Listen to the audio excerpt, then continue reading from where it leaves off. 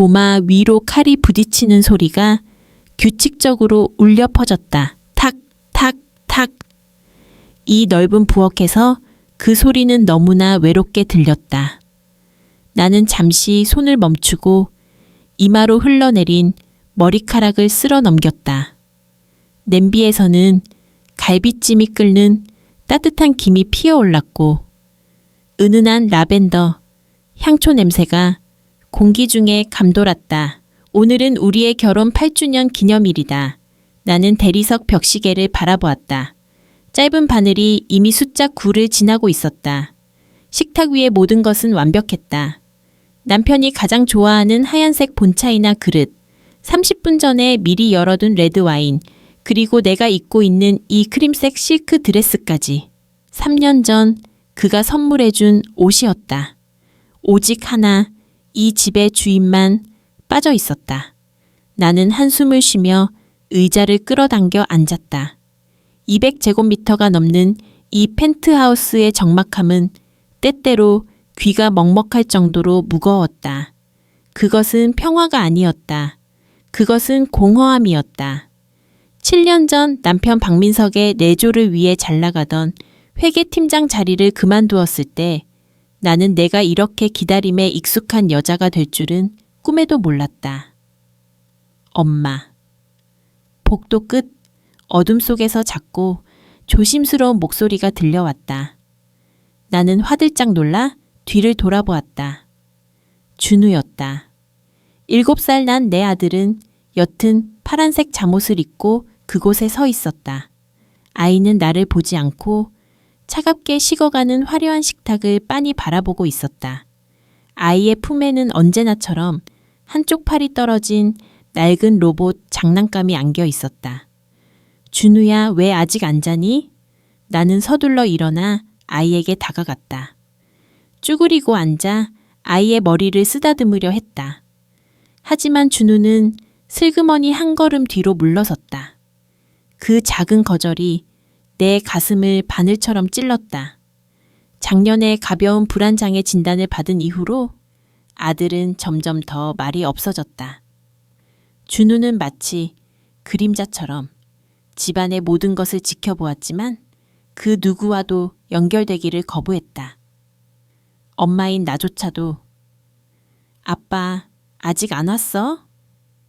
준우가 기어들어가는 목소리로 물었다. 아빠는 일이 좀 바쁘셔. 사장님이잖아. 할 일이 많으시지. 나는 억지로 미소를 지으며 목소리의 쓴맛을 감추려 했다. 아들에게만은 엄마의 슬픔을 들키고 싶지 않았다. 준우는 더 이상 아무 말도 하지 않았다. 아이는 고개를 숙인 채 엄지손가락으로 로봇의 흠집난 플라스틱 몸체를 문질렀다. 그러다 문득 고개를 들어 나를 쳐다보았다. 그 어린 눈동자에 담긴 것은 이상하게도 너무나 늙어버린 듯한 불안감이었다. 엄마 기다리지 마. 아빠는 식은 밥 싫어해. 아이의 말에 나는 말문이 막혔다. 내가 무슨 말을 하기도 전에 현관에서 날카로운 소리가 들려왔다. 삐삐 삐삐. 무거운 원목 문이 열리는 소리. 박민석이 들어왔다. 그는 여전히 잘생기고 당당했다. 몸에 딱 맞는 맞춤 정장과 한 가닥도 흐트러짐 없는 머리카락. 하지만 그를 보자마자 내 위장이 꽉 조여들었다. 그것은 보이지 않는 두려움에 대한 조건 반사였다. 오셨어요. 나는 미소를 지으며 그의 서류 가방을 받으러 다가갔다. 민석은 나를 쳐다보지도 않았다. 그는 구두를 벗어 대충 밀어버리고는 아무 말 없이 거실로 들어갔다. 내가 그의 코트를 받아 옷걸이에 걸 때 낯선 향기가 코끝을 스쳤다. 익숙한 차가운 담배 냄새가 아니었다. 그것은 향수 냄새였다. 달콤하고 자극적인 시트러스와 머스크가 섞인 향. 분명 내가 쓰는 향수는 아니었다. 심장이 쿵쾅거렸지만 나는 떨리는 숨을 참아냈다. 뒤를 돌아보니 민석은 넥타이를 느슨하게 풀며 소파에 앉아 미간을 문지르고 있었다. 피곤함과 짜증이 역력한 얼굴이었다. 저녁은요, 당신 좋아하는 갈비찜 했는데 먹었어. 짧고 차가운 대답이 내 말을 잘랐다. 민석은 길게 한숨을 내쉬었다. 하지만 오늘 결혼기념일이잖아요? 나는 내가 생각해도 비참할 만큼 작은 목소리로 중얼거렸다. 그제야 민석이 고개를 들어 나를 보았다. 그의 눈빛은 날카로웠고 마치 유행 지난 물건을 보는 듯한 경멸이 담겨 있었다. 수진아, 또 시작이야? 네? 내가 말했잖아. 오늘 해외 바이어랑 중요한 미팅 있다고. 또 까먹었어? 하지만 당신은 그런 말 오늘 아침에 말했어. 바로 이 식탁에서. 민석이 일어나 내 앞으로 다가왔다. 나보다 머리 하나는 더 큰 그의 키가 무거운 압박감으로 나를 짓눌렀다. 요즘 당신 머리가 진짜 어떻게 된 거 아니야? 약은 먹었어? 나는 당황해서 뒷걸음질 쳤다. 오늘 아침 그는 분명 커피만 급하게 마시고 나갔다. 미팅 이야기는 없었다. 아니면 내가 정말 잊어버린 걸까? 요즘 들어 자꾸만 기억이 흐릿하고 깜빡깜빡하곤 했다. 뭐? 먹었어요. 약통 줘봐. 민석이 손을 내밀었다. 나는 떨리는 손으로 서랍에서 약통을 꺼내왔다. 불면증 때문에 가정주치의가 처방해준 신경안정제였다. 그는 약통을 받아 흔들어 보더니 동정심과 비난이 섞인 눈빛으로 나를 내려다보았다. 이거 봐. 어제랑 개수가 똑같잖아. 당신 또 약 안 먹었지? 그러니까 자꾸 헛것을 기억하고 혼자 소설을 쓰지. 나는 약통을 바라보며 극도의 혼란에 빠졌다. 분명히 점심때 먹었는데 왜 약이 그대로일까? 내가 정말 미쳐가고 있는 걸까? 나 정말 피곤해, 수진아. 밖에서 돈 버는 것도 힘든데 집에 와서 당신 히스테리까지 받아줘야 해? 민석은 약통을 탁자 위에 던졌다. 플라스틱 통이 유리 탁자에 부딪히며 날카로운 소리를 냈다. 그는 침실로 향하다가 구석에 숨어있는 준우를 발견하고 멈춰섰다. 박준우, 지금 시간이 몇 시인데 안 자고 있어? 거기에는 아버지의 따뜻함이라고는 조금도 없었다.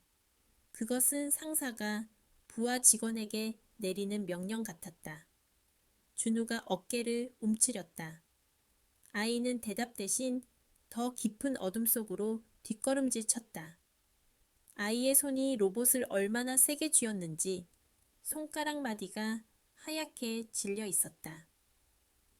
쯧, 애가 크면 클수록 음침해져서 꼭 엄마 닮아서. 민석은 투덜거리며 침실 문을 쾅 닫았다. 거실에는 다시 죽음 같은 정적이 찾아왔다. 나는 그 자리에 못 박힌 듯 서 있었다. 눈물이 차올랐지만 소리내어 울 수도 없었다.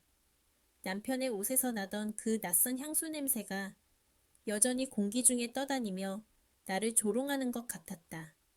나는 준우를 돌아보았다. 아이는 여전히 그곳에 서 있었다. 그런데 그때 아이가 이상한 행동을 했다.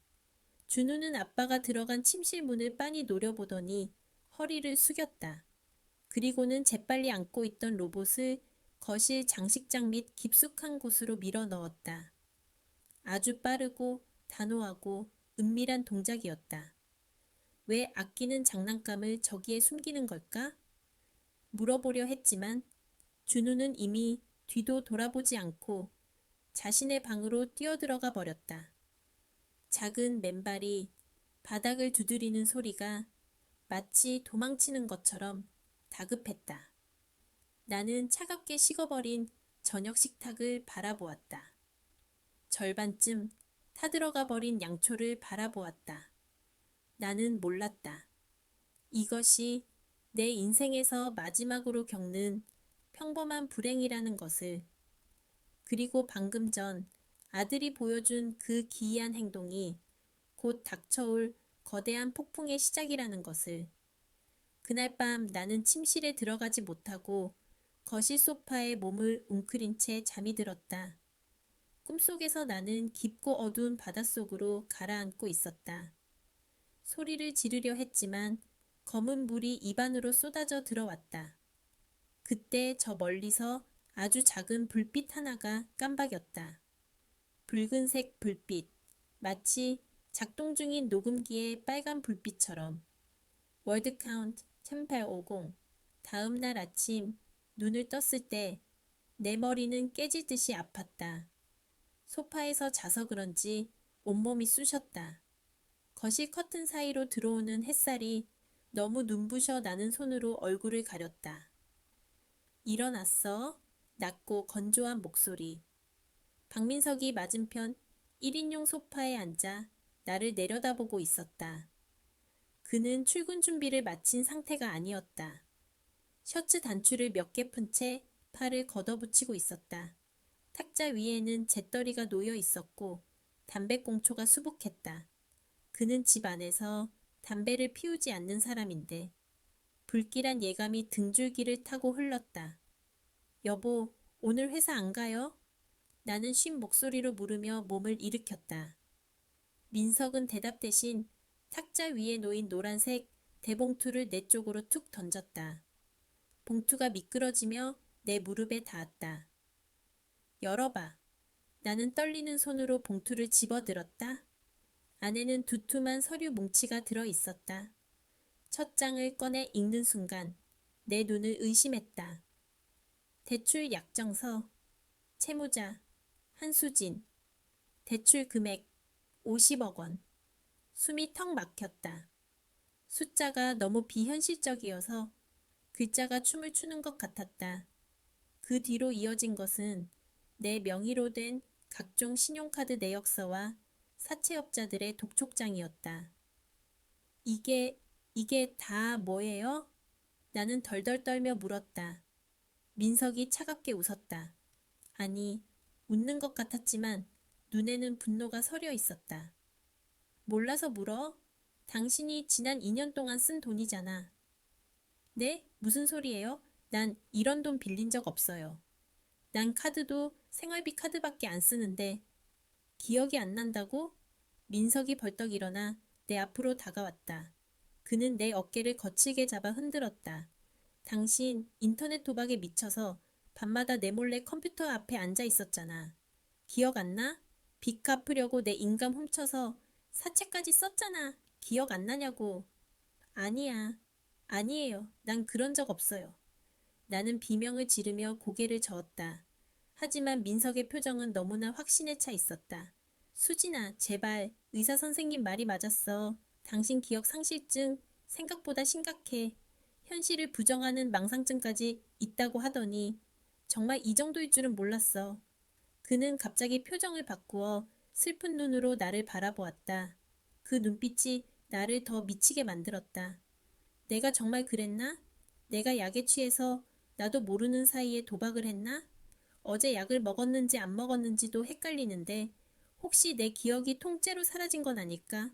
혼란스러움에 머리를 쥐어뜯고 있을 때였다. 딩동, 초인종 소리가 날카롭게 울렸다. 이 민석은 기다렸다는 듯이 인터폰을 확인하지도 않고 현관문을 열어주었다. 또각, 구두굽 소리와 함께 거실로 들어온 사람은 시어머니였다. 그녀는 화려한 모피 코트를 입고 경멸이 가득 담긴 눈으로 나를 내려다보았다. 나는 반사적으로 소파에서 일어나 고개를 숙였다. 어머니 오셨어요. 짝 인사말이 끝나기도 전에 뺨이 얼얼해졌다. 고개가 세차게 돌아갔다. 입안에서 비릿한 피 맛이 났다. 더러운 것. 시어머니의 목소리는 얼음장보다 차가웠다. 그녀는 핸드백에서 하얀 서류 봉투를 꺼내 내 얼굴에 집어 던졌다. 종이들이 눈송이처럼 바닥에 흩어졌다. 이혼 합의서. 네가 감히 우리 집안을 말아먹으려 들어? 50억? 네 몸을 팔아도 못 갚을 돈을 빚져놓고 뻔뻔하게 인사를 해? 어머니, 아닙니다. 전 정말 모르는 일이에요. 억울해요. 나는 바닥에 무릎을 꿇고 시어머니의 바짓가랑이를 붙잡았다. 하지만 그녀는 내 손을 벌레 털어내듯 쳐냈다. 민석이가 증거를 다 보여줬다. 네가 도박 사이트에 접속한 로그 기록, 4명의 통장으로 들어온 돈 다 확인했어. 정신병자 며느리를 들였다고 소문날까봐 내가 참고 살았는데 이제는 도둑질까지 해? 나는 민석을 쳐다보았다. 제발 도와달라고, 사실이 아니라고 말해달라고 눈빛으로 애원했다. 하지만 민석은 고개를 돌리고 깊은 한숨만 내쉬고 있었다. 마치 사고친 아내 때문에 고통받는 피해자처럼. 당장 도장 찍어. 그리고 이 집에서 나가. 위자료는 없어. 네가 진 빚 50억. 우리 민석이가 안 갚아주는 것만으로도 감지덕지해라. 시어머니가 소리쳤다. 나는 멍하니 바닥에 흩어진 이혼 서류를 바라보았다. 돈은 중요하지 않았다.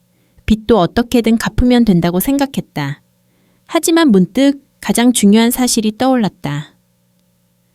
준우는요? 제 아들 준우는요? 그 말에 민석이 천천히 내 쪽으로 몸을 돌렸다. 양육권은 내가 가져. 안 돼요. 절대 안 돼요. 준우는 내가 키워요. 내 목숨보다 소중한 아이예요. 나는 악을 쓰며 민석에게 달려들었다. 하지만 민석은 내 양팔을 거칠게 제압했다. 정신 차려, 한수진. 당신 지금 제정신 아니야. 빚쟁이들이 들이닥칠 텐데 애를 어떻게 키울 거야? 그리고 그는 내 귓가에 입을 대고 낮게 속삭였다. 오직 나만 들을 수 있는 목소리로. 법원에서도 당신 같은 정신질환 환자한테는 절대 양육권 안 줘. 내가 이미 당신 진료 기록 다 넘겼어. 당신은 부적격 엄마야. 부적격 엄마. 그 단어가 내 심장을 찢어박였다. 다리에 힘이 풀려 주저앉았다. 방문이 살짝 열려 있는 것이 보였다. 그 틈으로 준우가 보고 있었다. 겁에 질린 눈으로 할머니에게 뺨을 맞는 엄마를, 아빠에게 제압당해 울부짖는 엄마를. 준우야. 내가 손을 뻗자 시어머니가 재빨리 방문으로 걸어가 문을 쾅 닫아버렸다. 애한테 나쁜 물 들이지 마라. 꼴도 보기 싫으니까 당장 사인하고 꺼져. 펜이 내 손에 쥐어졌다. 내 손은 내 의지와 상관없이 덜덜 떨리고 있었다. 눈물 때문에 글씨가 보이지 않았다. 50억이라는 빚, 정신병자라는 낙인, 그리고 거리로 나앉게 될 현실. 내가 거부하면 할수록 민석은 더 많은 증거를 조작해서 나를 감옥에 보낼 것이 분명했다. 그러면 영영 준우를 볼 수 없을지도 모른다. 일단 살아야 해. 살아서 다시 데리러 와야 해. 나는 입술을 깨물었다. 피가 맺혔다. 나는 흐릿한 시야 속에서 서류에 서명했다. 펜끝이 종이를 찢을 듯이 거칠게 움직였다. 한, 수, 진, 마지막 획을 긋는 순간 내 인생의 한 챕터가 닫히는 소리가 들렸다. 민석이 서류를 낚아채듯 가져갔다. 그는 서류를 확인하더니 비로소 만족스러운 듯 입꼬리를 올렸다. 짐 싸, 30분 준다. 그는 뒤도 돌아보지 않고 방으로 들어갔다. 시어머니는 소파에 앉아 혀를 차며 나를 노려보았다. 나는 비틀거리며 일어났다. 세상이 빙글빙글 돌았다. 30분. 8년의 결혼 생활이 정리되는 데 주어진 시간은 고작 30분이었다. 월드 카운트 2250. 짐을 싸는 데는 30분도 걸리지 않았다. 8년, 그 긴 시간 동안 이 집에서 내가 쌓아 올린 삶은 고장 낡은 트렁크 가방 하나에 다 들어갔다. 옷장에는 명품 드레스와 값비싼 코트들이 걸려 있었지만 나는 손을 대지 않았다. 그것들은 모두 박민석의 아내를 위한 것이었지. 한수진의 것은 아니었으니까. 나는 결혼 전에 입던 낡은 청바지와 헐렁한 스웨터, 그리고 세면도구 몇 개만을 챙겼다. 화장대 위에 놓인 결혼 반지를 잠시 바라보았다. 다이아몬드가 차갑게 빛나고 있었다. 나는 망설임 없이 반지를 빼서 화장대 위에 올려두었다. 딸그락. 금속이 유리에 부딪히는 소리가 마치 내 심장이 깨지는 소리 같았다. 가방을 끌고 거실로 나왔다. 바퀴 굴러가는 소리가 요란하게 울렸다. 시어머니는 소파에 앉아 차를 마시며 TV를 보고 있었다. 그녀는 나를 투명 인간 취급했다. 박민석은 팔짱을 낀 채 현관 앞에 서 있었다. 마치 내가 집안 물건이라도 훔쳐갈까봐 감시하는 교도관처럼. 다 쌌어? 그가 건조하게 물었다.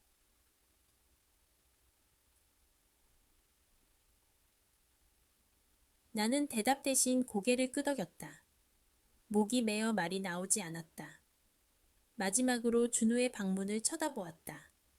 굳게 닫힌 문. 준우야, 엄마가 미안해. 엄마가 힘이 없어서 정말 미안해. 속으로 수없이 외쳤지만 차마 문을 열 용기가 나지 않았다. 지금 아이 얼굴을 보면 발길이 떨어지지 않을 것 같았다.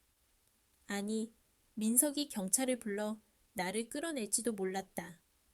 아이에게 그런 꼴까지 보일 수는 없었다. 나는 입술을 깨물며 현관문을 열었다. 후두둑. 쏴. 밖에는 겨울비가 쏟아지고 있었다. 서울의 겨울비는 눈보다 더 차갑고 매서웠다. 우산도 없었다. 하지만 다시 들어가서 우산을 달라고 할 자존심 따위는 남아있지 않았다. 비밀번호는 바로 바꿀 거니까 다시 올 생각하지 마. 등 뒤에서 민석의 목소리가 들렸다. 그리고는 가차없이 문이 닫히기 시작했다. 쿵. 육중한 철문이 내 눈앞에서 닫혔다. 나는 복도에 덩그러니 남겨졌다. 센서등이 깜박거리다 꺼졌다. 어둠이 나를 덮쳤다. 다리에 힘이 풀려 주저앉고 싶었지만 나는 벽을 짚고 간신히 엘리베이터 쪽으로 걸음을 옮겼다. 그때였다. 끼! 등 뒤에서 도어락이 열리는 소리가 났다. 나는 흠칫 놀라 뒤를 돌아보았다. 민석이 마음을 바꿔 우산이라도 주려는 걸까? 아니었다. 문틈으로 작은 그림자가 튀어나왔다. 맨발, 얇은 잠옷바람, 준우였다. 준우야, 나도 모르게 소리쳤다. 아이는 빗소리처럼 거친 숨을 몰아쉬며 내 쪽으로 달려왔다. 엘리베이터 앞에 선 나를 향해 전력 질주했다. 준우야, 너. 나는 트렁크 손잡이를 놓고 아이를 안으려 팔을 벌렸다. 하지만 준우는 내 품에 안기지 않았다. 아이는 내 바로 앞에서 멈춰 섰다. 젖은 머리카락이 이마에 달라붙어 있었고 눈가는 붉게 충혈되어 있었다.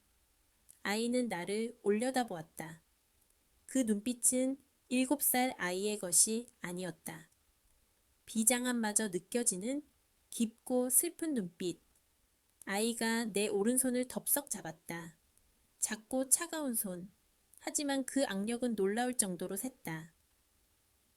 이거. 준우가 처음으로 입을 열었다. 목소리가 덜덜 떨리고 있었다. 이거 가져가.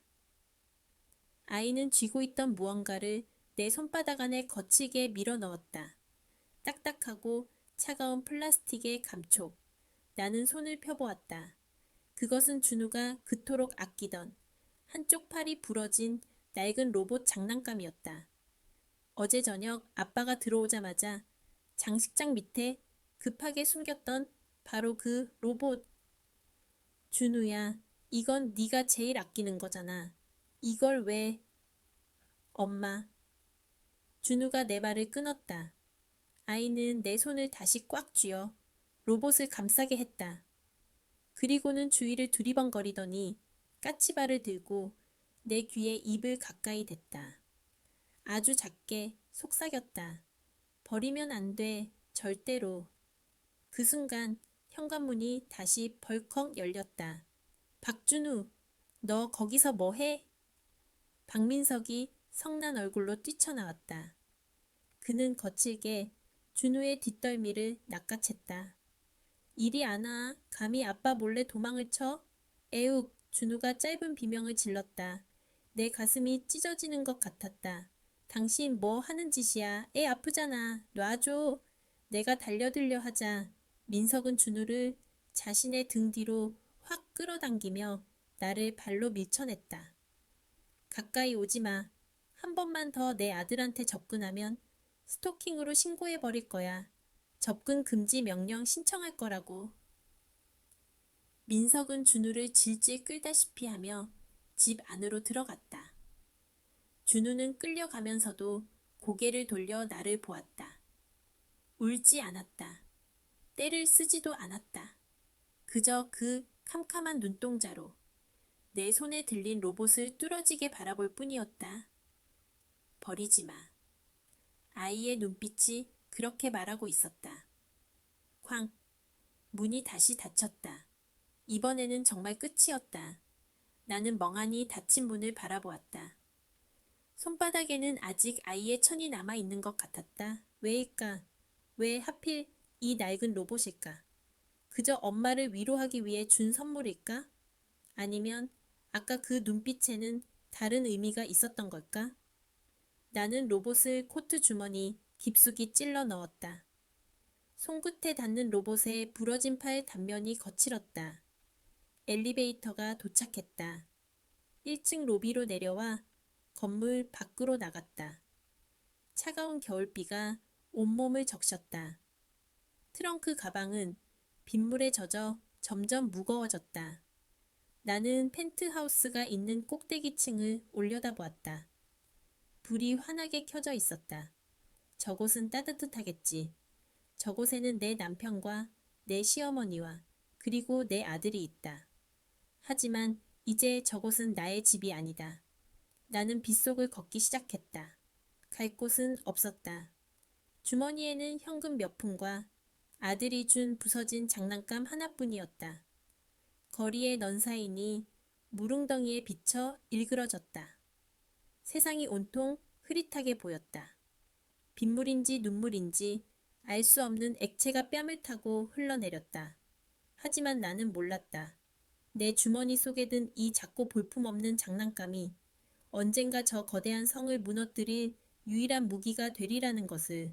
차가운 바람이 불어왔지만 나는 주머니 속의 로봇을 쥔 손에 힘을 주었다. 이것은 내 아들이다. 이것은 내 마지막 희망이다. 나는 어둠 속으로 더 깊은 어둠 속으로 걸어 들어갔다.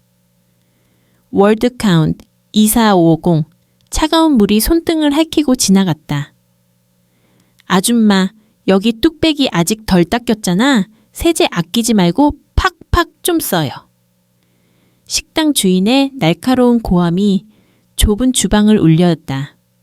죄송합니다. 다시 할게요. 나는 고개를 숙이고 다시 수세미를 집어들었다. 고무장갑 안의 손은 이미 습진으로 짓물러 쓰라렸다. 불에 그을린 뚝배기, 바닥을 문지르는 내 팔이 덜덜 떨렸다. 이곳은 서울 변두리의 한 기사식당. 펜트하우스에서 쫓겨난 지 벌써 2달이 지났다. 50억의 빚, 신용불량자, 정신질환자라는 꼬리표. 그 화려한 수식어들을 달고 내가 할 수 있는 일은 아무것도 없었다. 번듯한 직장은커녕 편의점 아르바이트조차 구할 수 없었다. 내 주민등록번호가 전산망에 입력되는 순간 모든 고용주들이 난색을 표했기 때문이다. 결국 내가 숨어든 곳은 신분증 검사도 하지 않고 일당을 현금으로 주는 이 허름한 식당 주방이었다. 기름 냄새와 음식물 쓰레기 냄새가 내 몸에 밴 향수 냄새를 완전히 덮어버렸다. 라벤더 향은 이제 기억조차 나지 않았다. 새벽 2시, 셔터가 내려가는 소리와 함께 하루 일과가 끝났다.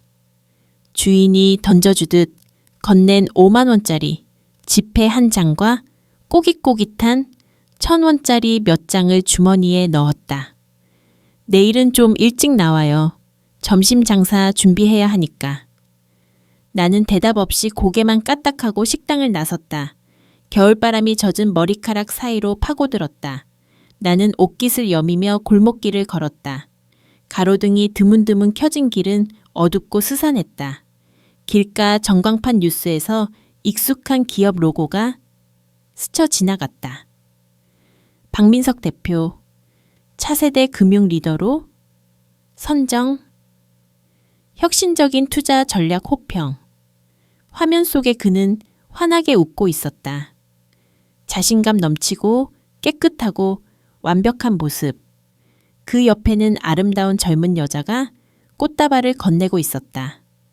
나의 후임으로 들어왔던, 그리고 이제는 그의 옆자리를 차지한 그 여자였다. 나는 멍하니 그 화면을 올려다보았다. 분노가 치밀어 올라야 마땅한데 너무 지쳐서 화를 낼 힘조차 없었다. 그저 남의 세상 이야기 같았다. 내가 살고 있는 곳은 저 화면 속 세상이 아니었다. 나는 발걸음을 옮겨 가파른 언덕길을 올랐다. 낡은 건물 3층, 고시텔이라는 간판이 위태롭게 매달려 있는 곳. 1평 남짓한 내 방, 창문 하나 없는 이 방은 감옥이나 다름없었다. 다리를 뻗으면 벽에 닿고 일어서면 천장에 머리가 닿을 듯했다. 곰팡이 냄새가 퀴퀴하게 배어 있었다. 나는 털썩 바닥에 주저앉았다. 편의점에서 사온 컵라면에 물을 부었다. 뜨거운 김이 올라와 안경을 뿌옇게 만들었다. 후루룩 면발을 넘기는데 모래를 씹는 것 같았다. 휴대폰을 꺼냈다. 전원을 켰다. 혹시라도 준우에게서 연락이 오지 않았을까 하는 미련한 희망 때문이었다. 하지만 화면에는 아무런 알림도 없었다. 대신 대학 동창단체 채팅방의 알림이 하나 떠 있었다. 나는 망설이다가 채팅방을 열었다. 너네 들었어? 수진이 소식. 응, 들었어. 도박비 때문에 이혼당했다며? 완전 충격이야. 학교 다닐 땐 얌전하더니 겉과 속이 달랐나 봐. 민석 오빠가 불쌍하지. 애는 무슨 죄야. 심장이 쿵 내려앉았다. 손이 떨려 휴대폰을 떨어뜨릴 뻔했다. 민석은 나를 완벽하게 매장시켰다. 그는 나를 단순히 이혼한 아내가 아니라 타락하고 부도덕한 여자로 만들어 사회적으로 고립시켜 버렸다. 아무도 내 말을 믿어주지 않을 것이다. 아무도 나를 도와주려 하지 않을 것이다. 나는 황급히 휴대폰 전원을 껐다. 세상과의 유일한 연결고리를 내 손으로 끊어버렸다. 정막이 찾아왔다. 좁은 방 안에는 내 거친 숨소리만 가득했다. 외로움이 쓰나미처럼 밀려왔다. 차라리 죽는 게 낫지 않을까? 이런 지옥 같은 삶을 얼마나 더 버틸 수 있을까? 그때 내 시선이 책상 구석에 머물렀다. 낡은 트렁크 가방 위에 올려둔 유일한 보물, 준우의 로봇. 한쪽 팔이 없는 그 볼품없는 장난감이 나를 보고 있었다. 나는 홀린 듯 로봇을 집어들었다. 차가운 플라스틱의 감촉이 손바닥에 닿자마자 눈물이 터져 나왔다. 준우야, 목이 메어 말이 나오지 않았다. 엄마가 미안해. 엄마가 너무 약해서, 널 지켜주지 못해서. 나는 로봇을 가슴에 품고 웅크렸다. 아이 냄새가 나는 것 같았다. 마지막으로 보았던 아이의 눈빛이 떠올랐다. 버리면 안 돼, 절대로. 그 말이 귓가에 맴돌았다. 준우야, 엄마는 버리지 않았어. 이렇게 꼭 쥐고 있어. 그런데 엄마는 너무 힘들다. 너무 무섭고, 너무 추워. 나는 로봇을 더 세게 끌어안았다. 마치 그것이 내 생명줄이라도 되는 것처럼. 내 손가락이 로봇의 등 부분을 더듬었다. 울퉁불퉁한 표면, 나사 구멍, 그리고 스티커가 벗겨진 자국들. 그때였다. 딸깍. 손가락 끝에 무언가 걸리는 느낌이 들었다. 아주 미세한, 하지만 분명한 이질감이었다. 단순한 플라스틱 이음새가 아니었다. 그것은 숨겨진 버튼 같았다. 나는 눈물을 멈추고 고개를 들었다. 떨리는 손으로 로봇을 들어 올려 뒷면을 자세히 살펴보았다. 건전지를 넣는 덮개 바로 옆 스티커가 덕지덕지 붙어 있는 곳 밑에 아주 작은 홈이 있었다. 언뜻 보면 나사 구멍처럼 보였지만 자세히 보니 누를 수 있는 구조였다. 이게 뭐지? 원래 이 장난감에 이런 기능이 있었나? 나는 침을 꿀꺽 삼켰다. 알 수 없는 긴장감이 감돌았다. 준우가 왜 이 로봇을 내게 주었을까? 왜 버리지 말라고 했을까? 혹시? 나는 머리핀을 빼서 뾰족한 끝으로 그 작은 구멍을 꾹 눌러보았다. 지지직 정적을 깨고 미약한 잡음이 들려왔다. 나는 숨을 멈춰었다. 로봇의 가슴 부분에 있는 작은 스피커에서 소리가 흘러나오고 있었다. 그것은 단순한 장난감 효과음이 아니었다. 치, 투벅투벅, 누군가가 걷는 소리, 옷깃이 스치는 소리, 그리고 목소리. 그러니까 처리는 확실하게 했겠지? 익숙한 목소리, 너무나 익숙해서 소름이 끼치는 목소리. 박민석이었다. 내 심장이 미친 듯이 뛰기 시작했다. 손에서 식은땀이 배어 나왔다. 이것은 녹음이었다. 나는 떨리는 손으로 로봇을 귀에 바짝 갖다 댔다. 걱정 마세요, 대표님.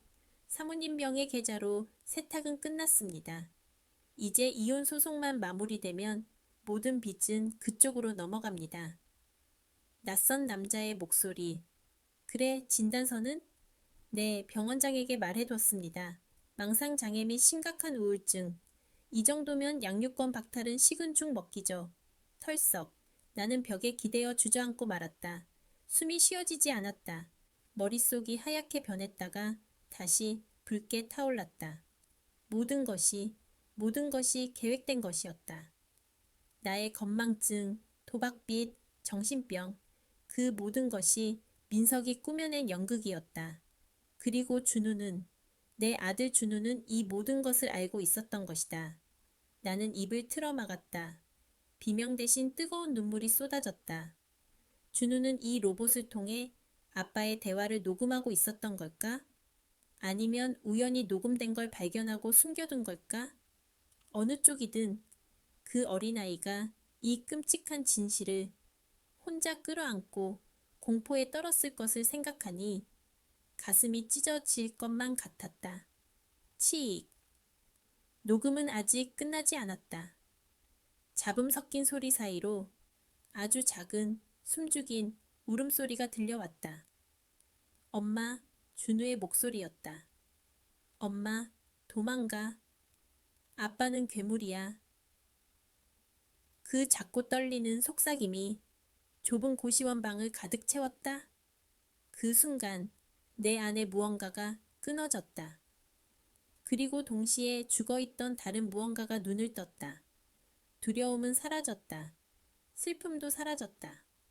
남은 것은 오직 하나. 사리에 가까운 차가운 분노였다. 나는 로봇을 꽉 쥐었다. 부서질 듯 꽉 쥐었다. 기다려, 준우야. 나는 어둠 속에서 중얼거렸다. 엄마가 다 죽여버릴 거야. 창문 없는 방, 곰팡이 핀 벽 위로 내 그림자가 길게 드리워졌다. 그것은 더 이상 패배자의 그림자가 아니었다. 그것은 복수를 맹세한 어미짐승의 그림자였다. 월드 카운트 280. 녹음기는 계속 돌아가고 있었다. 나는 떨리는 손을 진정시키며 다시 재생 버튼을 눌러 그 뒷부분을 들었다. 남편의 목소리 뒤에 이어진 여자의 목소리. 나는 그 목소리의 주인을 알아내는 순간 입술을 깨물어 피를 내고 말았다. 자기야, 정말 그 여자가 50억 빚을 다 뒤집었을까? 나른하고 교태 섞인 목소리. 최미영? 나의 대학 후배이자 내가 회계팀장으로 있을 때 직접 뽑아서 가르쳤던 내 부하 직원. 내가 회사를 그만둘 때 내 자리를 물려받았던 바로 그 여자였다. 걱정 말라니까. 수진이는 멍청해서 아무것도 몰라.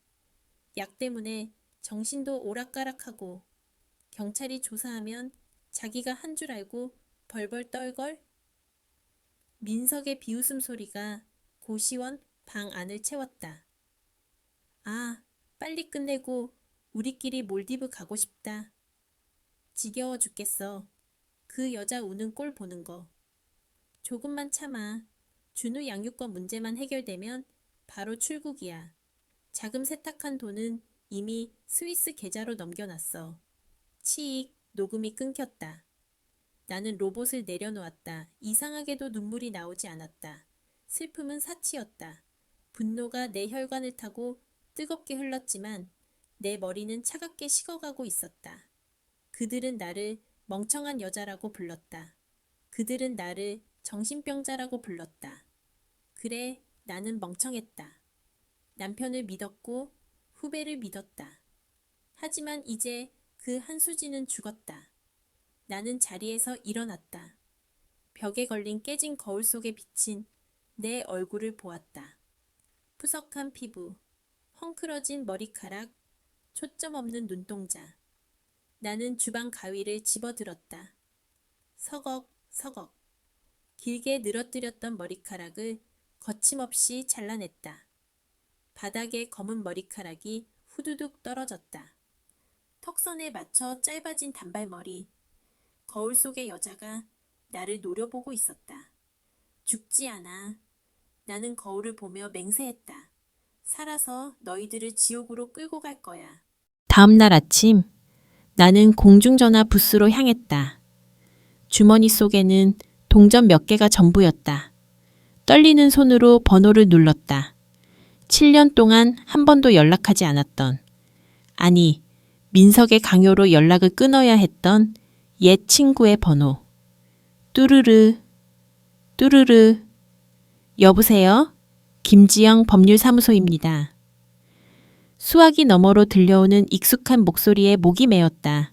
김지영, 나의 대학 동기이자 지금은 잘나가는 이혼 전문 변호사. 지영아, 나야, 수진이. 침묵이 흘렀다. 한수진? 너 수진이 맞아? 너 도대체 어떻게 된 거야? 뉴스 보고 내가 얼마나 놀랐는데? 지영의 목소리는 걱정과 원망이 섞여 있었다. 도와줘, 지영아. 나 좀 만나줘. 우리는 1시간 뒤 시내 허름한 카페 구석자리에서 만났다. 지영은 내 몰골을 보자마자 입을 다물지 못했다. 명품을 휘감고 살던 우아한 사모님은 온데간데 없고 낡은 점퍼를 입은 초췌한 여자가 앉아 있었으니까. 세상에? 이게 무슨 꼴이야? 지영은 내 손을 잡으며 눈시울을 붉혔다. 나는 아무 말 없이 주머니에서 준우의 로봇을 꺼냈다. 그리고 이어폰을 지영의 귀에 꽂아주었다. 지영의 표정이 점차 굳어졌다. 놀라운 분노, 그리고 변호사로서의 날카로움이 차례로 얼굴에 스쳐 지나갔다. 이어폰을 뺀 지영은 깊은 한숨을 내쉬었다. 이거 준우가 녹음한 거야? 그런 것 같아. 우연인지 일부러 그랬는지는 모르겠지만 내용은 확실해.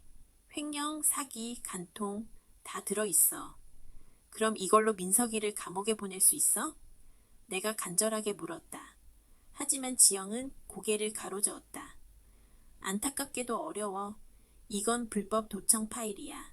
통신비밀보호법상 타인 간의 대화를 몰래 녹음한 건 법정에서 증거로 쓸 수 없어.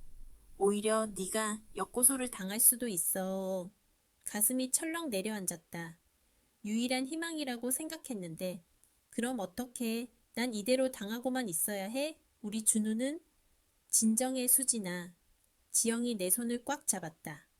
이 녹음 파일이 법적 증거는 안 되지만 수사의 단서는 될 수 있어. 민석이가 돈을 빼돌린 방법, 공범, 스위스 계좌의 존재. 우린 이제 정답지를 보고 문제를 푸는 거야. 지영의 눈이 반짝였다. 우리가 해야 할 일은 이 녹음 내용을 뒷받침할 합법적인 물증을 찾는 거야. 박민석이 방심하고 있는 지금이 기회야. 그는 네가 죽어가고 있다고 생각할 테니까. 물증, 그걸 어디서 찾지? 민석이 회사, 그리고 그 여자 최미영의 집, 어딘가에 이중장부가 있을 거야.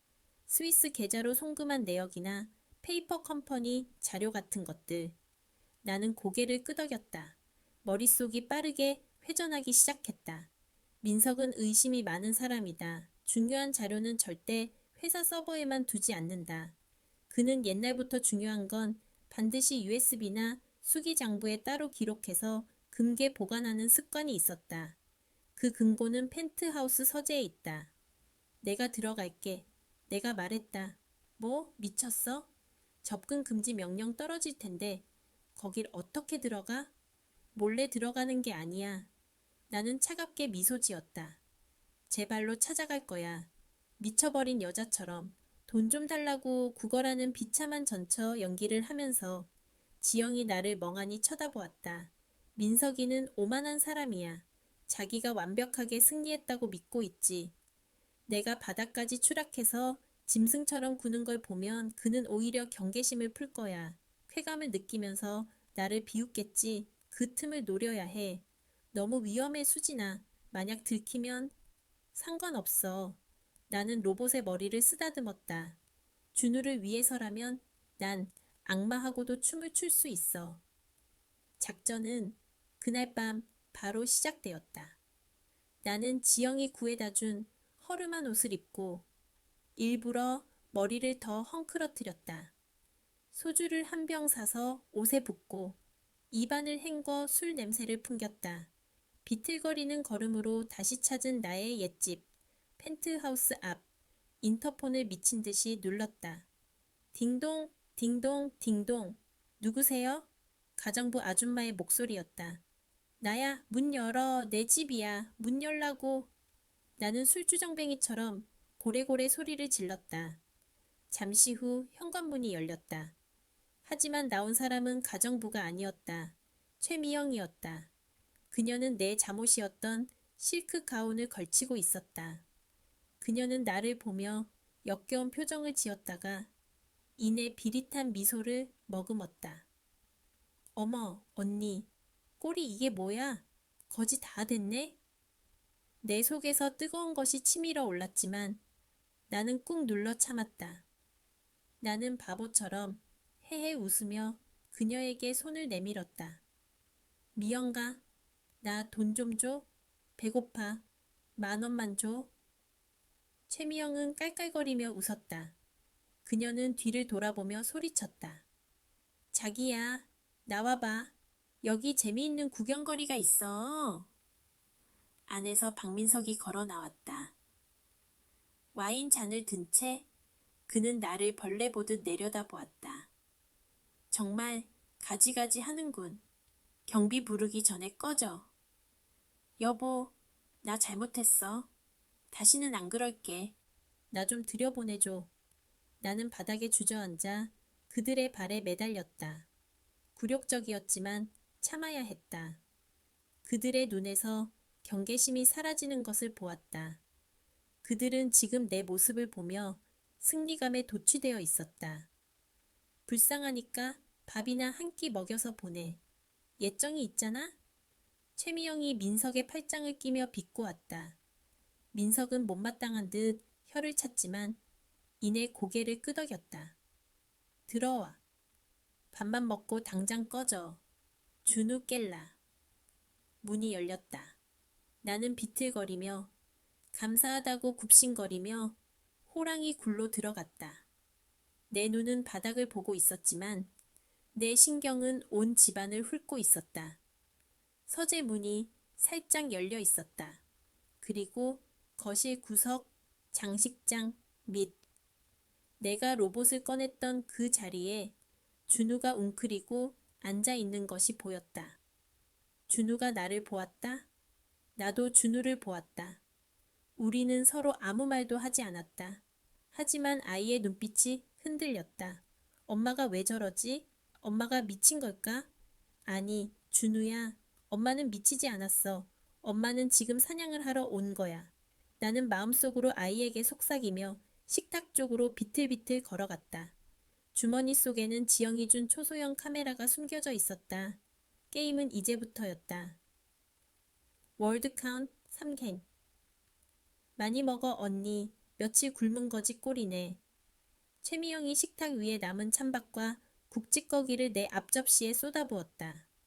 국물이 튀어 내 옷에 얼룩을 남겼다. 그녀는 마치 길고양이에게 먹이를 주는 듯한 표정으로 나를 내려다보았다. 나는 숟가락을 들었다. 손을 일부러 심하게 떨었다. 고마워, 고마워, 미영아. 나는 허겁지겁 밥을 입 안으로 밀어 넣었다. 차가운 밥알이 모래알처럼 씹혔다. 굴욕감이 목구멍을 타고 넘어갔지만 나는 씹고 또 씹었다. 박민석은 소파에 앉아 와인을 흔들며 그 광경을 즐기고 있었다. 거봐, 사람은 줄을 잘 서야 해. 한때 사모님 소리 듣던 여자가 밥 한 끼에 저렇게 비굴해질 줄 누가 알았겠어? 그때 민석의 휴대폰이 진동했다. 김전무, 스위스 쪽에서 연락 왔어? 민석의 눈빛이 변했다. 그는 자리에서 일어나 베란다 창가 쪽으로 걸어갔다. 통화 내용이 새 나갈까봐 거리를 두는 것이다. 기회였다. 하지만 최미영이 아직 내 앞에 있었다. 그녀는 팔짱을 끼고 나를 감시하고 있었다. 나는 밥을 먹다 말고 갑자기 헛구역질을 했다. 우액. 입안의 음식물을 식탁보 위에 뱉어냈다. 더럽고 역겨운 냄새가 진동했다. 악, 미쳤어? 뭐 하는 짓이야? 최미영이 기겁하며 뒤로 물러났다. 그녀의 비싼 실크 가운에 밥풀이 튀었다. 아이고, 미안해. 속이 안 좋아서. 아, 진짜. 더러워 죽겠네. 가정부 아줌마. 여기 좀 치워요. 난 씻고 올 테니까. 최미영은 욕을 내뱉으며 욕실로 뛰어갔다. 가정부 아줌마는 부엌에서 걸레를 찾느라 분주했다. 지금이다. 민석은 베란다에서 등을 돌리고 통화 중이었고 미영은 욕실에 있었다. 나는 비틀거리며 일어나는 척하다가 재빨리 거실 복도를 가로질러 서재로 미끄러져 들어갔다. 심장이 입 밖으로 튀어나올 것만 같았다. 서재 문을 소리 없이 닫았다. 어둠 속 익숙한 가구들. 나는 곧장 책장 뒤편에 숨겨진 금고로 향했다. 액자를 떼어내자 디지털 금고가 모습을 드러냈다. 비밀번호 6억짜리. 내 생일? 아니었다. 결혼 기념일? 아니었다.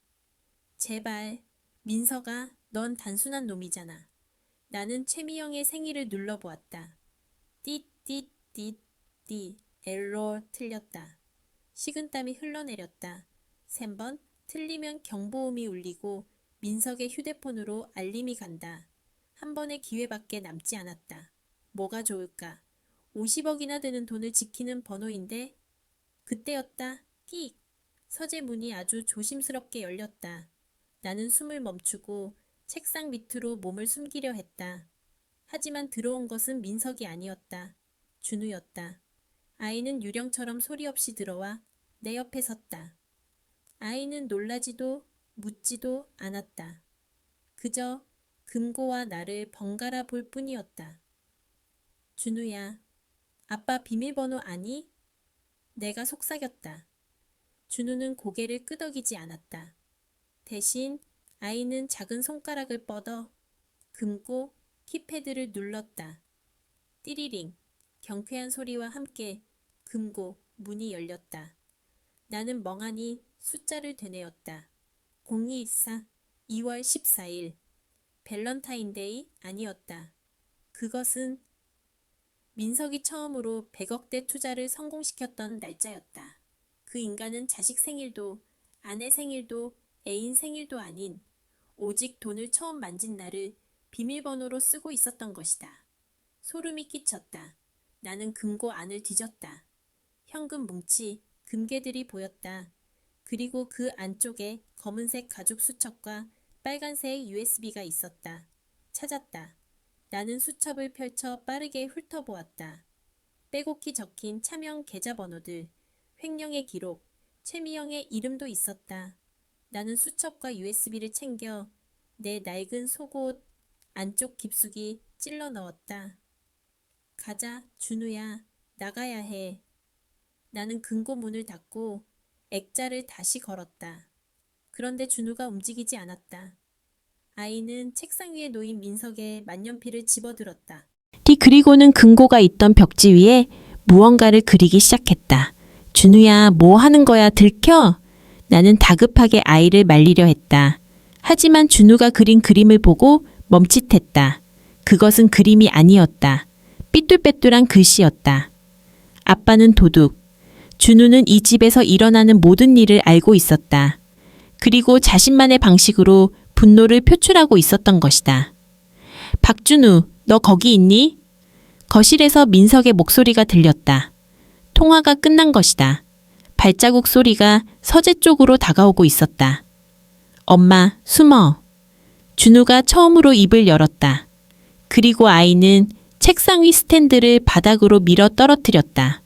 와장창 유리 깨지는 소리가 요란하게 울렸다. 벌컥 문이 열렸다. 뭐야, 무슨 소리야? 민석이 뛰어들어왔다.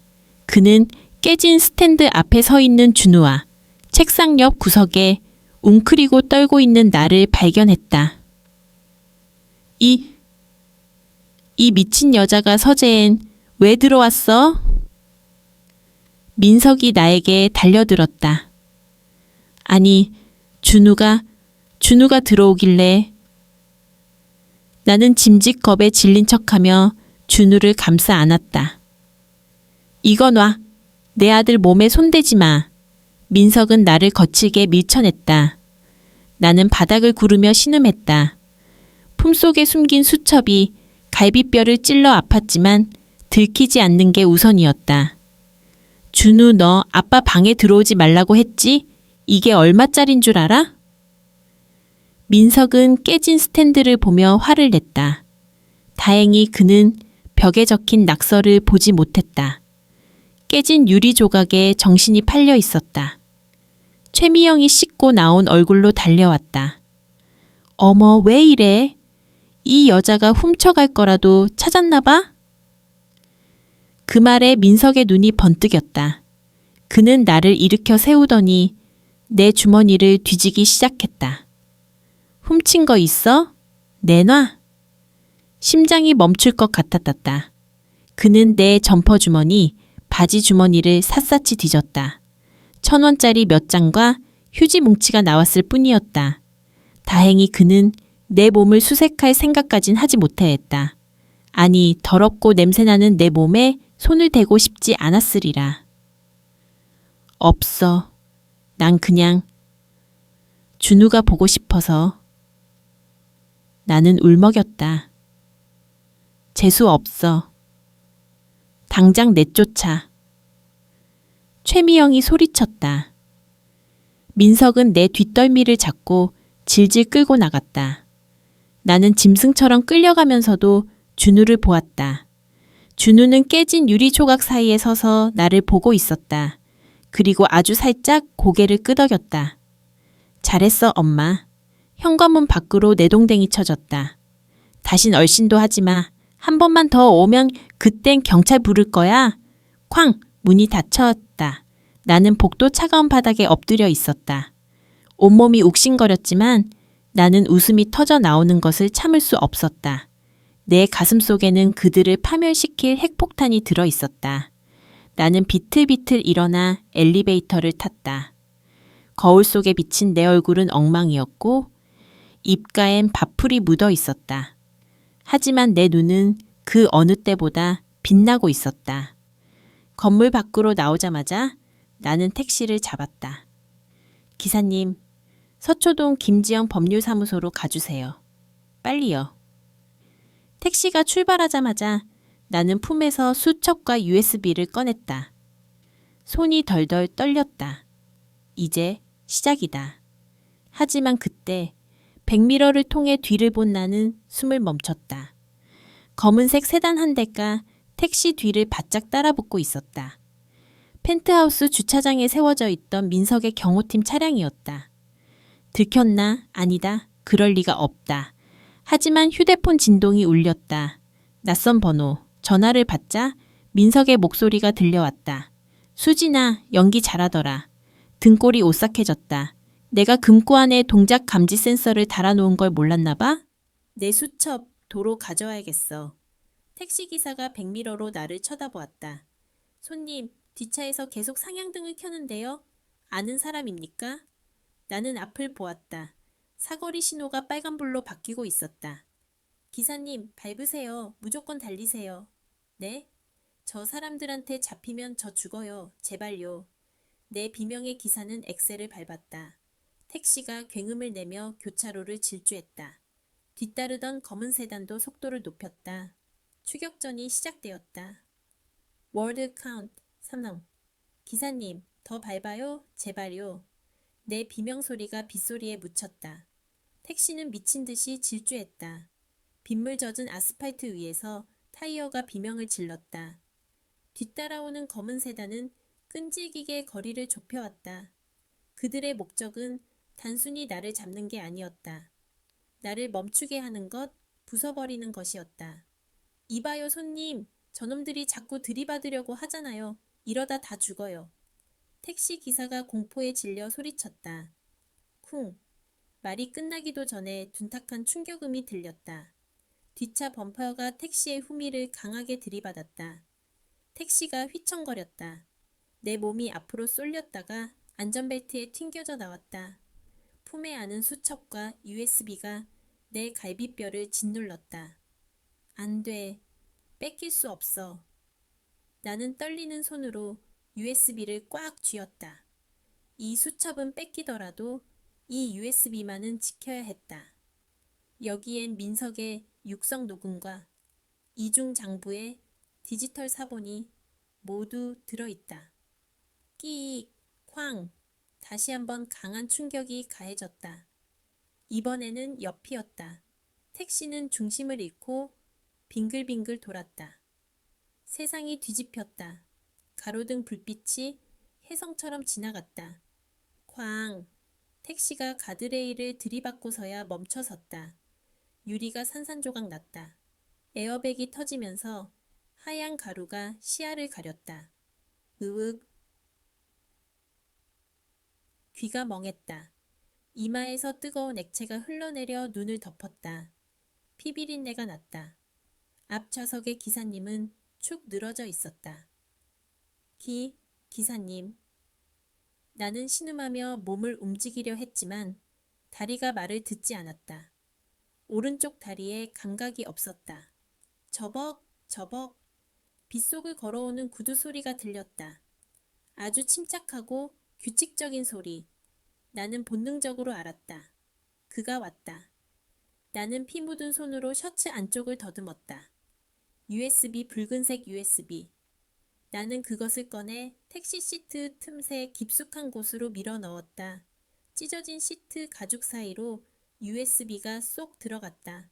아무도 모르게, 어둠만이 알 수 있게, 벌컥. 뒷문이 뜯겨나가듯 열렸다. 차가운 빗물이 얼굴을 때렸다. 그리고 우산을 쓴 박민석이 나를 내려다보고 있었다. 그는 마치 쓰레기를 보는 듯한 표정으로 혀를 찼다. 그러게 곱게 내놓지 그랬어. 꼭 이렇게 피를 봐야 정신을 차리지. 너? 말이 나오지 않았다. 민석은 내 품을 뒤져 검은색 가죽 수첩을 꺼냈다. 그는 만족스러운 듯 수첩을 탁탁 털었다. 감히 내 금고를 털어? 쥐새끼처럼? 그는 수첩을 자신의 안주머니에 넣었다.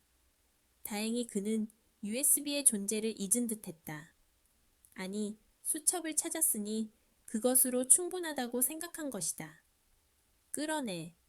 민석의 명령에 검은 양복을 입은 사내 2명이 내 팔을 잡고 거칠게 끌어내렸다. 부러진 다리가 아스팔트에 끌렸다. 끔찍한 고통에 눈앞이 하얗게 변했다. 나는 빗물 고인 바닥에 내동댕이 쳐졌다. 민석이 내 앞에 쪼그리고 앉았다. 그는 내 피 묻은 뺨을 톡톡 쳤다. 수진아, 넌 이제 끝났어. 특수 절대, 뺑소니 사고 유발까지. 넌 이제 감옥 아니면 정신병원 행위야. 그는 내 귀에 입을 가져다 댔다. 그리고 좋은 소식 하나 더. 악마의 속삭임. 내일 아침 비행기로 준우랑 출국해. 미국으로 가서 아예 정착할 거야. 넌 평생 준우 얼굴 다시는 못 봐. 안 돼. 나는 바닥을 기어가며 민석의 바짓단을 잡았다. 안 돼, 민석아. 제발, 준우는 안 돼. 이거 놓지 못해? 민석은 내 손을 발로 짓밟았다. 으드득 소리가 났다. 잘 있어라, 전처. 그는 등을 돌렸다. 사내들이 나를 들어 올려 검은 밴으로 옮기려 했다. 나는 흐릿해지는 시야 속에서 필사적으로 택시 쪽을 바라보았다. 찌그러진 택시, 의식을 잃은 기사님, 그리고 그 시트 밑에 숨겨진 나의 마지막 희망. 지영아, 제발. 나는 마음속으로 변호사 친구의 이름을 불렀다. 검은 밴의 문이 닫혀왔다. 어둠이 나를 삼켰다. 차가 출발했다. 나는 의식을 잃어갔다. 하지만 내 손은 여전히 무언가를 쥐는 듯 굳어 있었다. 그것은 절망이 아니었다. 그것은 아직 끝나지 않은 싸움에 대한 본능적인 집착이었다. 몇 시간 뒤, 사고 현장 경찰차와 구급차의 사이렌 소리가 요란했다. 노란색 폴리스 라인 밖으로 하얀색 코트를 입은 여자가 헐레벌떡 뛰어왔다. 김지영 변호사였다. 수진아, 한수진. 지영은 처참하게 부서진 택시를 보고 입을 틀어막았다.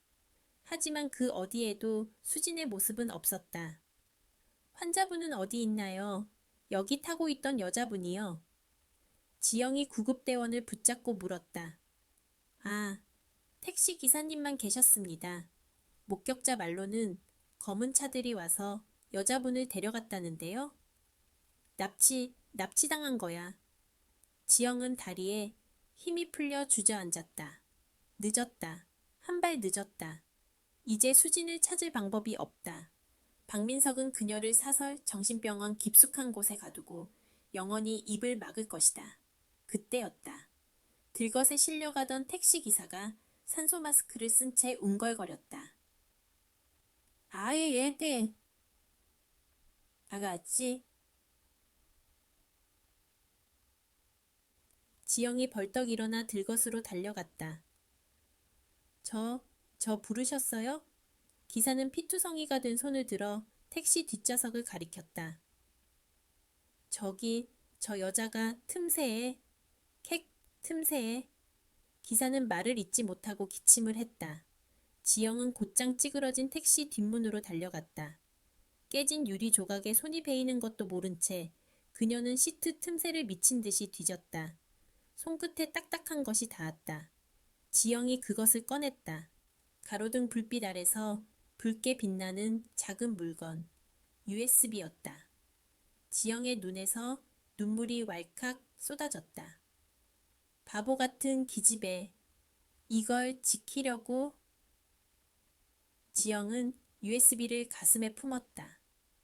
그녀의 눈빛이 매섭게 변했다. 수진이는 잡혀갔다. 하지만 수진이는 자신의 영혼을 그리고 박민석의 목줄을 이곳에 남겨두었다. 지영은 휴대폰을 꺼냈다. 김 형사님, 접니다. 결정적인 증거 확보했습니다. 그리고 납치 사건 접수합니다. 용의자는 박민석. 지금 당장 출국 금지 신청해 주세요. 비는 그쳤다. 하지만 폭풍은 이제부터였다. 워드 카운트 3지반거. 총두적 단어 수 호이 1플러스 호이 D 완료. 일주일 뒤 그랜드 하얏트 호텔 대연회장. 수백 개의 샹들리에가 눈부시게 빛나고 있었다. 클래식 음악이 우아하게 흐르는 가운데 정재계 인사들과 기자들이 인산인해를 이루었다. 오늘은 박민석의 투자회사 PM 인베스트먼트의 창립 기념 파티이자 그가 정계 진출을 선언하는 날이었다. 단상 위에 선 박민석은 완벽했다. 이탈리아 장인이 만든 턱시도, 여유로운 미소, 그리고 청중을 휘어잡는 카리스마. 그 옆에는 최미영이 화려한 이브닝 드레스를 입고 서 있었다. 그녀의 약지에는 내가 끼던 것보다 2배는 큰 다이아몬드 반지가 끼워져 있었다. 플래시가 쉴 새 없이 터졌다. 펑, 펑, 펑. 민석이 마이크를 잡았다. 장내가 조용해졌다. 여러분, 오늘 이 영광스러운 자리에 서게 되어 감개무량합니다. 하지만 제 가슴 한구석은 여전히 시립니다. 그는 잠시 말을 멈추고 슬픈 표정을 지었다. 연기력이 절정에 달해 있었다. 제 전처 한수진 씨가 심각한 정신질환으로 인해 며칠 전 요양병원에 입원했습니다. 그녀가 저지른 횡령과 도박 빚은 제가 모두 갚았습니다. 비록 법적으로는 남남이 되었지만 저는 아이 엄마로서 그녀를 끝까지 책임질 생각입니다. 객석에서 감동의 박수와 탄식이 쏟아졌다. 저런, 역시 박 대표는 대인배야. 그 여자가 복에 겨워서 미쳐 날뛰었다지? 사람들의 수군거림이 들려왔다. 최미영은 슬픈 척 눈가를 훔치며 민석의 팔을 감싸 안았다. 그리고 오늘 저는 새로운 출발을 알리려 합니다. 제 곁에서 가장 힘든 시기를 지켜준 최미영 이사와 민석이 중대 발표를 하려는 순간이었다. 쾅! 거대한 연회장 문이 부서질 듯 열렸다. 음악이 뚝 끊겼다. 수백 명의 시선이 동시에 입구로 쏠렸다. 그곳에 그녀가 서 있었다. 화려한 드레스 대신 환자복 위에 헐렁한 트렌치 코트를 걸친 여자. 머리에는 붕대를 감고 한쪽 다리에는 깁스를 한 채 목발을 짚고 있는 여자. 한수진이었다. 하지만 그녀의 눈빛만은 그 자리에 있는 누구보다도 강렬하게 타오르고 있었다. 계속해봐, 박민석. 나의 목소리는 마이크 없이도 연 회장을 쩌렁쩌렁 울렸다. 내 병원비까지 책임져 준다니 고맙네.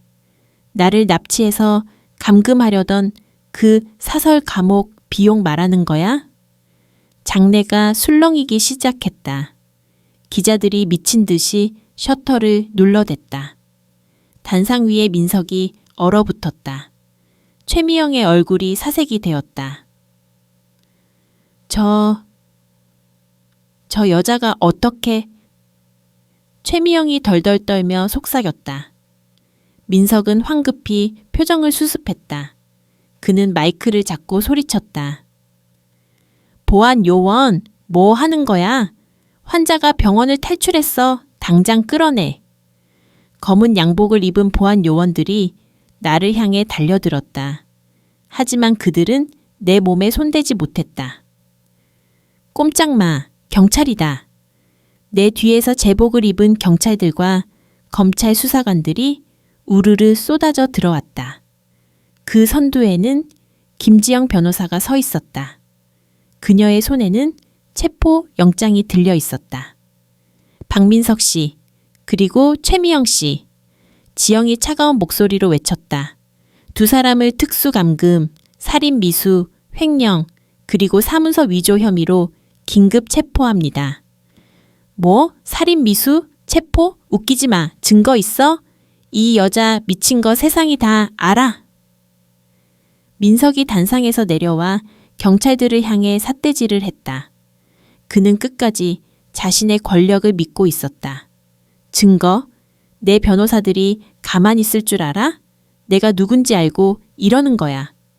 나는 목발을 짚고 천천히, 아주 천천히 민석 앞으로 걸어갔다. 군중들이 홍해처럼 갈라졌다. 나는 민석의 코앞에 섰다. 며칠 전 빗속에서 나를 짓밟았던 그 남자. 하지만 지금 그는 당황한 기색이 역력했다. 민석아. 나는 피식 웃었다. 넌 항상 증거를 좋아했지. 완벽한 서류, 완벽한 알리바이. 나는 코트 주머니에서 무언가를 꺼냈다. 경찰이 증거물 봉투에 담긴 그것을 높이 들어 올렸다. 붉은색 USB, 민석의 동공이 지진이 난 듯 흔들렸다. 저건? 네가 택시 사고 현장에서 놓친 거야. 내 목소리, 네가 최미영이랑 나눈 더러운 계획들, 그리고 내 이중 장부까지. 여기 다 들어있어. 그럴 리가 없어. 저건 조작이야. 딥페이크야. 민석이 발악했다. 그리고 하나 더. 나는 뒤를 돌아보았다. 입구 쪽에서 휠체어 하나가 들어오고 있었다. 그 위에는 작고 여린 아이가 타고 있었다. 박준우, 내 아들, 미국으로 강제 출국 당하기 직전 공항에서 김지영 변호사와 경찰이 극적으로 구조해낸 내 아들. 준우의 무릎 위에는 낡고 부서진 로봇이 놓여 있었다. 준우야. 민석의 얼굴이 흑빛으로 변했다. 준우는 아빠를 보지 않았다. 아이는 나를 보았다. 그리고 떨리는 손으로 로봇의 버튼을 눌러었다. 마이크를 통해 스피커를 통해 거대한 연회장에 녹음된 소리가 울려 퍼졌다. 수진이는 멍청해서 아무것도 몰라. 빨리 끝내고 우리끼리 몰디브 가고 싶다. 아빠는 괴물이야. 엄마 도망가. 민석의 목소리, 최미영의 목소리, 그리고 준우의 울음소리. 모든 것이 적나라하게 방송되었다. 사람들은 경악하며 입을 다물지 못했다. 카메라는 생중계로 이 모든 상황을 전국에 송출하고 있었다. 아니야, 아니야, 꺼, 당장 꺼. 민석이 로봇을 뺏으려고 달려들었다. 철컥. 수갑이 그의 손목에 채워졌다. 형사들이 민석의 양팔을 꺾어 눌렀다. 옆에서 도망치려던 최미영도 여경들에게 제압당했다. 이거 놔? 이거 안 놔? 내가 누군지 알아? 민석이 돼지 멱다는 소리를 질렀다. 우아했던 귀공자의 가면은 완전히 벗겨졌다. 추악한 범죄자의 민낯만이 남아 있었다. 나는 휠체어에 앉은 준우에게 다가갔다. 무릎을 꿇고 아이의 눈높이를 맞췄다. 준우야, 엄마.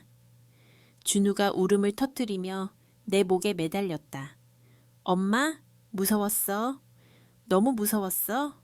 알아. 엄마가 미안해. 이제 괜찮아. 다 끝났어. 나는 아이를 품에 안고 등을 토닥였다. 내 눈에서도 뜨거운 눈물이 흘러내렸다. 카메라 플래시가 터지는 소리, 민석의 고함 소리, 사람들의 웅성거림이 모두 멀어졌다. 오직 내 품에 안긴 아이의 심장 소리만이 선명하게 들렸다. 쿵, 쿵, 쿵 살아있다. 우리는 살아남았다. 끌려가던 민석이 마지막으로 뒤를 돌아보았다. 나와 눈이 마주쳤다. 나는 그를 향해 입모양으로 말했다. 잘 가, 내 지옥에서. 민석은 절망적인 비명을 지르며 연회장 밖으로 끌려나갔다. 월드 카운트 270. 취조실의 공기는 무거웠다. 박민석은 파란색 수의를 입고 앉아 있었다. 며칠 사이 그는 10년은 늙어 보였다. 깔끔하던 머리는 헝클어졌고 거만하던 눈빛은 초조함으로 흔들리고 있었다. 변호사 불러. 내 변호사 오기 전엔 한마디도 안 해. 그가 책상을 내리치며 고함을 질렀다. 맞은편에 앉은 김 형사가 피식 웃으며 서류철을 던졌다. 박민석 씨, 당신 변호사들 다 사임했습니다. 뭐? 그게 무슨 소리야? 방송 나가고 여론이 들끓어서요. 당신 변호하다간 로펌 문 닫게 생겼다던데? 그리고 최미영 씨가 이미 자백 다 했습니다. 당신이 시켜서 한 일이라고. 자기는 협박당했을 뿐이라고 울고불고 난리던데요. 민석의 입이 떡 벌어졌다. 믿었던 공범의 배신. 그리고 이게 결정적입니다. 김 형사는 증거물 봉투에서 낡은 공책 한 권을 꺼냈다. 준우가 항상 끼고 다니던 그림 일기장이었다. 이걸 보시죠. 형사가 펼친 페이지에는 크레파스로 그린 그림들이 가득했다. 첫 번째 그림. 아빠가 금고에서 돈다발을 꺼내 낯선 아줌마 최미영에게 주는 그림. 두 번째 그림. 아빠가 엄마의 약을 바꿔치기 하는 그림. 세 번째 그림. 아빠의 얼굴 위에 빨간색 X 표시를 하고 그 밑에 쓴 글씨. 거짓말쟁이. 민석의 손이 부들부들 떨렸다. 준우가 내 아들이. 아드님은 다 알고 있었습니다. 당신이 엄마를 어떻게 괴롭히는지, 집에서 무슨 짓을 하는지. 이 아이는 말을 안 한 게 아니라 당신이 무서워서 못한 겁니다.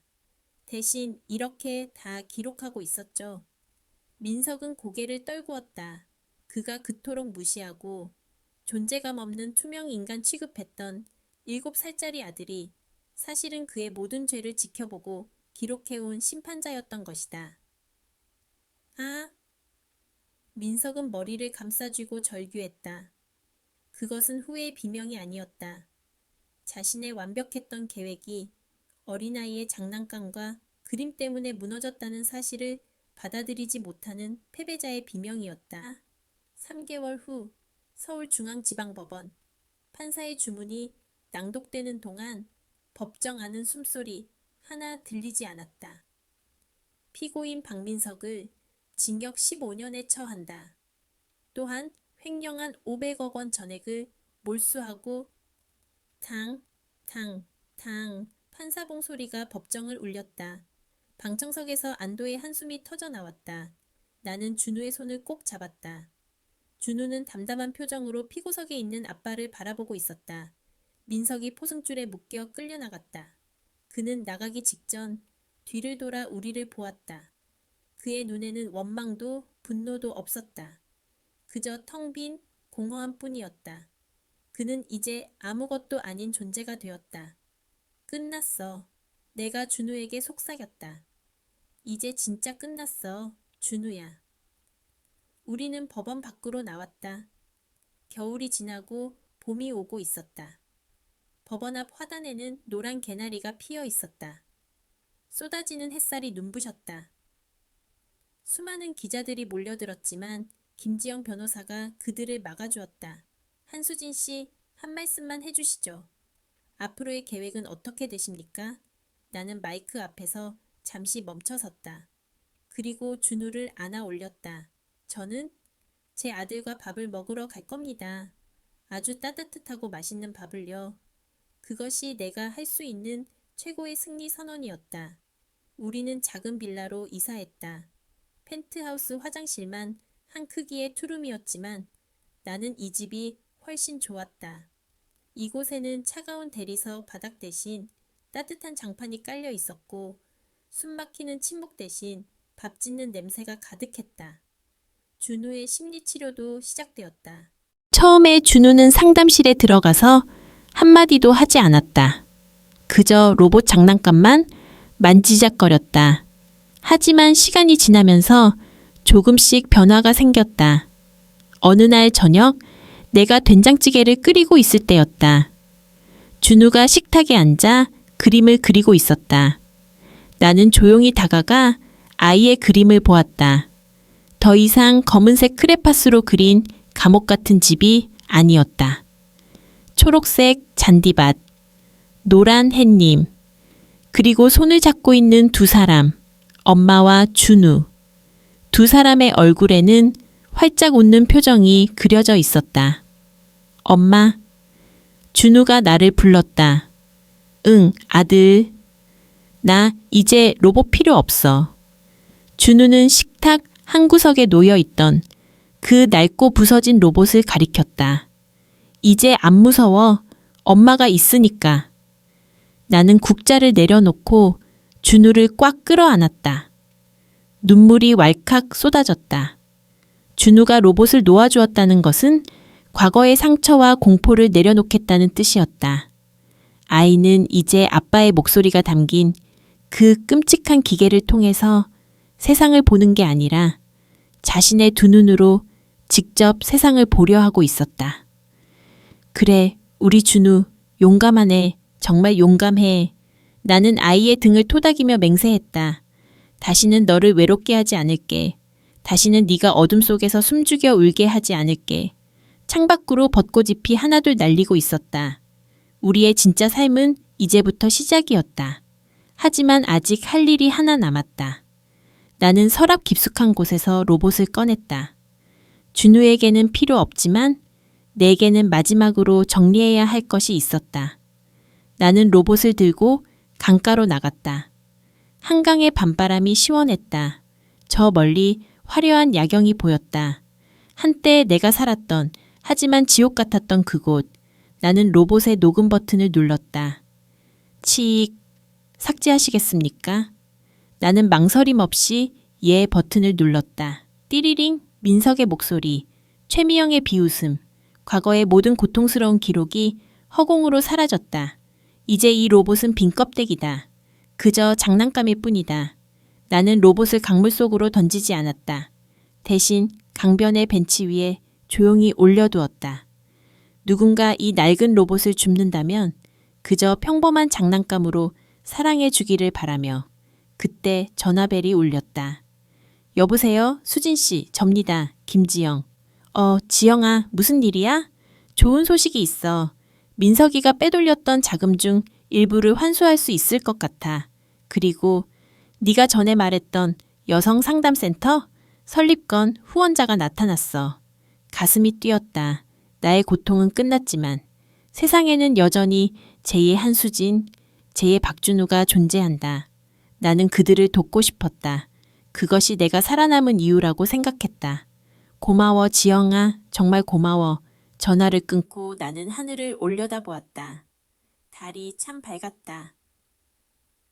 월드 카운트 인님류 6개 1년 후 선생님, 제가 과연 다시 시작할 수 있을까요?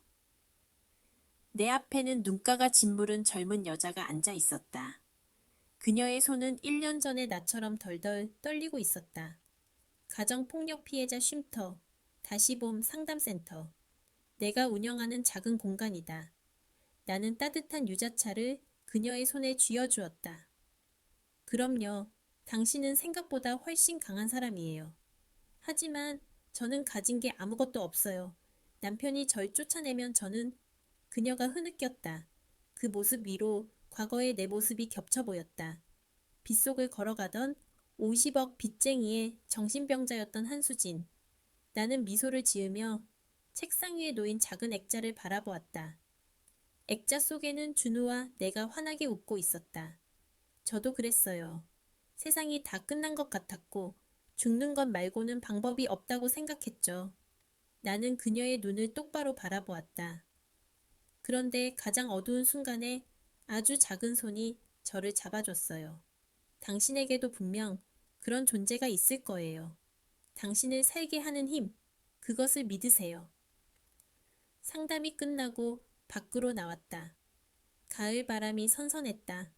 학교 앞 횡단보도. 수업이 끝난 아이들이 병아리처럼 쏟아져 나왔다. 엄마. 멀리서 익숙한 목소리가 들렸다. 준우였다. 이제 8살이 된 준우는 더 이상 땅만 보고 걷지 않았다. 친구들과 장난을 치며 깔깔거리고 있었다. 아이는 나를 보자마자 달려와 내 허리를 껴안았다. 학교 재밌었어? 응. 오늘 미술 시간에 상 받았어. 이것 봐. 준우가 스케치북을 펼쳐 보였다. 그림 속에는 커다란 나무 한 그루가 그려져 있었다. 튼튼한 뿌리, 풍성한 나무칩, 그리고 나무 둥치 아래서 쉬고 있는 다람쥐 2마리. 이게 뭐야? 이건 엄마 나무야. 그리고 이건 나랑, 그냥 다람쥐. 준우가 쑥스러운 듯 코를 훌쩍였다. 나는 가슴이 뭉클해졌다. 예전에 그렸던 감옥 같은 집과 도둑 아빠는 이제 아이의 세상에 없었다. 아이의 마음속에는 이제 단단한 나무 같은 엄마가 자리 잡고 있었다. 우리는 손을 잡고 한강공원으로 향했다. 노을이 지고 있었다. 강물 위로 붉은 윤슬이 반짝거렸다. 우리는 벤치에 앉아 말없이 강물을 바라보았다. 준우가 가방에서 주섬주섬 무언가를 꺼냈다. 새로 산 최신형 변신 로봇이었다. 번쩍거리고 팔다리도 멀쩡한 아주 멋진 로봇. 준우는 로봇을 하늘 높이 들어 올리며 놀았다. 준우의 응? 그때 기억나? 비 오던 날 밤 네가 엄마한테 줬던 그 낡은 로봇. 준우가 동작을 멈췄다. 아이는 로봇을 내리고 나를 쳐다보았다. 잠시 침묵이 흘렀다. 혹시 내가 나쁜 기억을 꺼낸 건 아닐까 걱정되었지만 준우의 표정은 의외로 덤덤했다. 응, 기억나. 그거 네가 제일 아끼던 거였잖아. 왜 엄마한테 줬어? 나는 지난 1년간 마음속에만 담아두었던 질문을 던졌다. 준우는 잠시 생각에 잠기더니 어른스러운 표정으로 입을 열었다. 아빠가 엄마를 괴롭히는 게 너무 싫었어. 그런데 나는 힘이 없잖아. 내가 할 수 있는 건 아빠 목소리를 몰래 담아두는 것 뿐이었어. 준우는 내 손을 잡았다. 그 로봇 팔이 부러졌잖아. 그래서 버려질 뻔했는데 내가 테이프로 붙여서 고쳤어. 그때 생각했어. 부러져도 고치면 된다고. 엄마도 마음이 부러진 것 같아서 내가 고쳐주고 싶었어. 눈물이 핑 돌았다. 부러져도 고치면 된다. 어른인 나도 몰랐던 진리를 이 작은 아이는 알고 있었다. 박민석은 완벽을 추구했다. 흠집 하나 없는 인생, 완벽한 성공. 하지만 그 완벽함은 거진 위에 세워진 사상 누각이었다. 반면 우리는 부러지고 상처 입고 낡아 빠진 존재들이었다. 팔이 하나 없는 로봇처럼, 이혼당한 여자처럼, 마음을 닫은 아이처럼. 하지만 우리는 서로의 부러진 틈을 안아주었고 그 틈 사이로 진실이라는 빛이 들어왔다. 결국 세상에서 가장 강한 것은 흠집 없는 완벽함이 아니라 상처를 딛고 일어선 회복력이었다. 고마워 준우야. 네가 엄마를 살렸어. 내가 준우를 꼭 끌어안자. 준우도 고사리 같은 손으로 내 등을 토닥여 주었다. 엄마가 나를 지켜줬잖아. 우린 서로 지켜준 거야. 해가 완전히 졌다. 가로등이 하나둘 켜지기 시작했다. 우리는 자리에서 일어났다. 집으로 돌아가는 길, 그림자가 길게 늘어졌다. 두 개의 그림자가 하나로 겹쳐지며 든든하게 땅을 딛고 있었다. 나는 문득 내 손바닥을 내려다보았다. 그날 밤 차가운 빗속에서 아들이 내 손에 쥐어주었던 그 차가운 플라스틱 조각. 그것은 단순한 증거가 아니었다. 그것은 내 아들의 심장이었고 용기였으며 나를 향한 가장 위대한 사랑 고백이었다. 가자. 엄마, 배고파. 그래, 오늘 저녁은 뭘 해 먹을까? 김치찌개, 고기 많이 넣어서. 평범한 대화, 평범한 저녁, 이 사소한 행복을 되찾기 위해 우리는 그토록 먼 길을 돌아왔다. 하지만 후회는 없다. 그 폭풍우를 뚫고 지나왔기에 지금 이 고요함이 얼마나 소중한지 알게 되었으니까. 나는 준우의 손을 더 꽉 잡았다. 엄마의 낡은 녹음기. 이제 그 녹음기는 사라졌지만 그 안에 담겨있던 진심은 영원히 내 가슴 속에서 재생될 것이다. 우리는 웃으며 빛이 가득한 거리로 걸어 나갔다.